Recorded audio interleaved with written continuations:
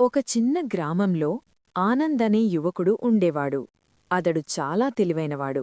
కాని ఒక్క సమస్య. ఏ పని మొదలుపెట్టినా మధ్యలోనే వదిలేసేవాడు. ఒకరోజు ఆనంద్ తన తాత దగ్గరకు వెళ్ళి అన్నాడు, తాతయ్య, నేను ఏ పని చేసినా విజయం రావడం లేదు. తాతయ్య చిరునవ్వుతో ఒక చిన్న సంచి ఇచ్చి, పక్కనే ఉన్న కొండ ఎక్కి ఈ సంచిని శిఖరంపై ఉంచిరా అన్నాడు. ఆనంద్ కొండ ఎక్కడం మొదలుపెట్టాడు. మధ్యలో అలసట, చెమటలు, నిరాశ. ఇంక కుదరదు అని అనుకున్నాడు. అప్పుడే సంచిలోంచి శబ్దం వచ్చింది. అదో చిన్న రాయి. దానిపై రాసి ఉంది, ఇప్పుడే వదిలేస్తే నువ్వు ఎప్పటికీ పైకి రాలేవు. ఆ మాటలు ఆనంద్ మనసును తాకాయి. చివరి శక్తిని కూడగట్టుకుని మరొక అడుగు, ఇంకొక అడుగు, చివరకు శిఖరాన్ని చేరాడు. అక్కడ తాతయ్య ముందే ఉన్నాడు.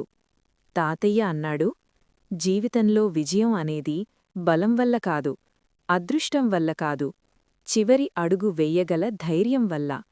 ఆ రోజునుంచి ఆనంద్ ఏ పని మొదలుపెట్టినా మధ్యలో వదిలేయలేదు. అతని జీవితం మారిపోయింది. నీతి: విజయం అనేది తెలివి కాదు, చివరి క్షణం వరకు ప్రయత్నించే మనసు.